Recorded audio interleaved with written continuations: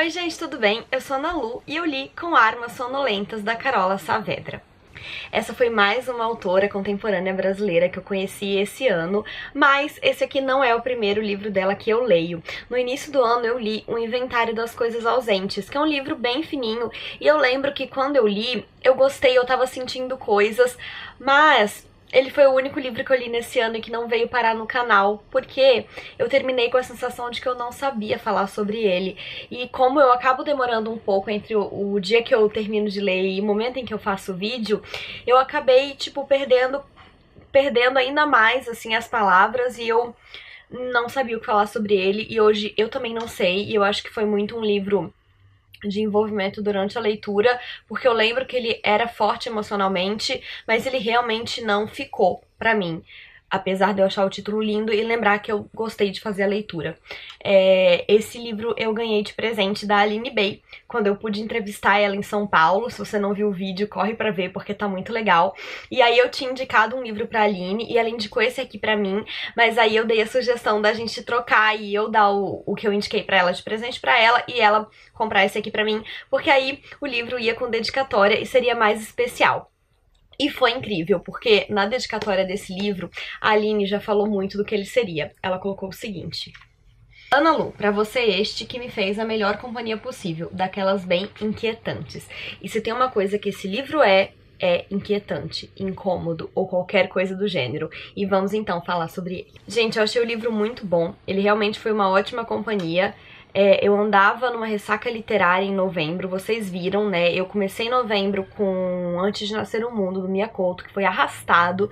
Depois eu li Acre, da Lucrécia Zapp, que apesar de ser um livro bastante bom, também foi arrastado. Depois eu li Frankenstein, que foi mais arrastado ainda, tava numa onda de arrasto, assim, impressionante. Aí eu li Eu Sei Porque o Pássaro Canta na Gaiola, da Maya Angelou, que foi o livro que deu uma quebra na ressaca literária. E o Com Armas Sonolentas foi o que enterrou a ressaca literária. Eu vou até contar uma coisa pra vocês que foi: eu gravei o vídeo do fechamento de novembro no dia 27 de novembro, achando que mais nada aconteceria naquele mês lento, mas eu comecei o livro da Carola Saavedra no dia 28 e eu terminei no dia 30, ou seja, ficou faltando ele no fechamento de novembro. Eu não imaginei que eu fosse ler esse livro tão rápido por causa da lentidão com a qual eu andava lendo, mas esse livro realmente ele me tomou, assim, eu não conseguia parar de ler. Ele é um livro muito potente. A autora, com o lançamento desse livro, passou a ser chamada de a Helena Ferrante brasileira. E eu confesso que eu tenho um pouco de preguiça dessas comparações, assim. Mas eu entendi o apelo. A Carola Saavedra, ela se dispôs nesse livro a falar de maternidade, do lado sombrio da maternidade, né, do lado não bonito, de uma maneira muito crua e sem demagogia nenhuma, que é uma coisa que a gente tá acostumada a ver nas obras da Helena Ferrante, né? Ela desnuda a alma feminina, principalmente a maternidade, sem pudor nenhum. E é isso que a Carola traz aqui. De resto, assim, eu acho que a escrita dela não tem nada a ver com a da Helena Ferrante, a construção de personagem, é só a questão da temática mesmo. E, bom, o que a gente tem nesse livro? A gente tem 3 personagens, a gente tem 2 partes, né? O lado de dentro e o lado de fora. Ou é o lado de fora e o lado de dentro? Deixa eu ver. O lado de fora e o lado de dentro. Isso faz mais sentido, já vou explicar por quê. E essas 3 personagens, elas aparentemente têm caminhos completamente diferentes, elas têm vidas muito diferentes, elas são muito diferentes, mas são interligadas de uma maneira muito mais forte do que poderiam imaginar. A primeira personagem a qual a gente é apresentada é a Ana. A Ana é uma jovem atriz que mora no Rio de Janeiro e ela tá tentando ali impulsionar a carreira dela sem muito sucesso, mas aí ela acaba conseguindo se infiltrar numa festa, assim, de um prêmio famoso que vai rolar ou algo do tipo, e conhecendo um cineasta alemão, e aí ela tem um lance, tipo, de paixão carnal com esse cara, e, sei lá, em 3 meses tudo acontece e ela se muda com ele pra Alemanha. Só que chega lá e, enfim, ela não consegue ser feliz, ela se sente enjaulada dentro do apartamento, o cara não inclui ela na vida dele de maneira nenhuma, ele viaja a trabalho sempre, ele nunca leva ela, ele sempre fica prometendo que ele vai dar um papel pra ela num filme, isso nunca acontece, e pra ajudar, ela engravida.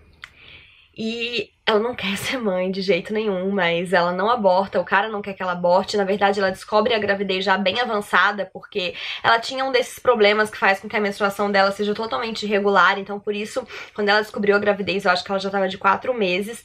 E ela acaba entrando nessa maternidade completamente compulsória, que dá origem a um dos trechos mais fortes do livro, que é o seguinte: eu fiz tudo isso, gestei e pari e vesti e alimentei um pedaço de carne, chamado também de outro ser humano, e limpei suas secreções e excrementos e coloquei num berço a salvo de intempéries e predadores. Eu fiz tudo isso que a minha mãe e a minha avó e a minha bisavó e a minha tataravó e a minha tataravó haviam feito, mas nem por isso tornei-me mãe. A angústia dessa mulher é muito real e a gente vê ela ali com aquele bebê sem que ela consiga criar nenhum afeto, nenhuma relação, nem com a maternidade e nem com a criança, e isso desespera ela. Pulamos, então aí a gente conhece a outra personagem, que é a Maike, que é uma jovem alemã e que se sente desconectada da família dela, se sente desconectada dos pais. Ela tem uma vida ali meio certinha, mas ela não sabe direito quem que é ela. Os pais querem que ela faça direito e ela vai pro primeiro dia de aula na faculdade e ela se matricula em língua portuguesa. Por quê? Porque acontecem coisas.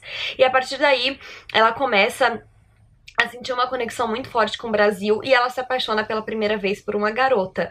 E isso também vai mudar, né, a vida dela de rumo. Os pais vão ficar naquela de que, nós somos liberais, nós aceitamos, mas em off eles falam, é fase, isso vai passar. Então eles aceitam, mas não respeitam muito, né, tipo, não levam a sério. Isso também marca ela. Então a Maike tá muito perdida na vida, assim como a Ana. Ela também vive angustiada, ela vive com essa sensação de que ela tem alguma coisa pra fazer que ela não está fazendo, uma vida pra viver que ela não está vivendo.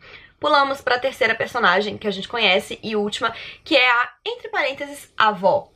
A gente não conhece o nome dessa personagem, a gente só sabe que ela é a avó de alguém, ou que ela eventualmente vai ser. E aí a gente conhece a história de uma moça que, aos 14 anos, foi mandada pela família do interior pra cidade grande, pro Rio de Janeiro, para trabalhar como empregada na casa de uma senhora rica e muito boa. Uma senhora muito boa, a dona Ciclana. Nossa, que senhora ótima. Ela é muito rica, mas muito boa. Ela mora numa casa, num apartamento com 4 quartos. E ela só tem 2 filhos, mas a empregada dorme num quartinho minúsculo, sem janela e com uma cômoda muito pequenininha, que não importa também, porque ela não precisa ter roupas, já que ela tem que usar um uniforme. E ela é meio lenta no serviço, né, mas também não tem problema, porque aí ela pode trabalhar 24 horas por dia, é só ela não ter um horário fixo, né? E aí ela não pode ser amiga da cozinheira, porque os serviçais não podem ser amigos, porque eles podem querer fazer um complô, mas ela é uma senhora muito legal. E aí a Carola traz uma crítica, né? Eu lembrei muito do filme Que Horas Ela Volta, porque essa questão da empregada, principalmente a que dorme dentro de casa, é muito complicada, né? É uma parada muito doentia, e a gente vê isso nessa narrativa, é tão angustiante. E aí, enfim, acontecem coisas, essa moça vai ser estuprada. Não, tá, ela não vai ser estuprada. Basicamente ela vai ser engabelada por um dos filhos da patroa, ela vai engravidar e papapá, e aí eles vão fazer um joguinho com ela de a gente vai cuidar da criança e dar tudo que ela precisa, mas você nunca vai falar que ela é filha do nosso filho. Só que aí aos poucos essa mulher vai tomando a filha dela, porque ela pode oferecer um mundo pra menina que a avó, é que ela não tem nome, fica difícil, né, de chamar ela, que a outra não pode oferecer, e ela vai vendo a filha dela meio que indo embora e entrando no mundo que é muito diferente do dela, só que ela fica naquela angústia de eu seguro a menina pra ela ser como eu e me respeitar enquanto mãe, ou eu deixo ela ir pra viver as coisas boas da vida. Então, assim, nessas 3 personagens a gente tem lados diferentes de como ser mãe, de como ser filha, e muitas relações de maternidade envolvida nisso em diversas gerações diferentes, né? E a gente tem, como eu falei, o lado de fora e o lado de dentro. Por quê? A Carola mistura um realismo muito cru, como eu falei, com uma boa dose de realismo mágico. E eu não tenho costume de ler sinopse, mas eu fiquei feliz que dessa vez eu li a orelha do livro e isso foi avisado, que ia ter realismo mágico, porque a narrativa é tão crua, tão crua, tão crua, e você tá naquele constante, e aí de repente aparece uma capivara falando, e daí eu fiquei tipo, E eu acho que se eu não tivesse sabendo que ia ter realismo mágico e não tivesse me preparado nem um pouco pra isso, eu ia querer jogar o livro longe, porque eu realmente acho meio complicado quando entra uma fantasia do nada. Eu sei que é um problema meu, mas enfim, esse livro tem bastante realismo mágico e ele se dá principalmente na segunda parte, onde a gente tem a continuação da história das três personagens, só que dessa vez do lado de dentro, né? O que seria mais um interior, um lado um pouco mais emocional. E aí sim a gente tem bastante mais realismo mágico. Eu acho o livro muito bom, como eu já falei, muito forte, realmente muito angustiante. São histórias de mulheres, histórias diferentes e que não são nada fáceis e que são muito fortes e muito complicadas. E, enfim, o livro é realmente uma arma sonolenta, porque ela vai te matando ali aos poucos. Um livro recomendadíssimo, assim, de mão cheia, e que eu espero que vocês gostem. E se vocês já leram, comentem aqui embaixo pra gente conversar sobre. E é isso, eu espero que vocês tenham gostado desse vídeo. Não esqueçam de se inscrever no canal se ainda não forem inscritos, deixarem um joinha se curtiram, porque isso ajuda muito o canal a crescer.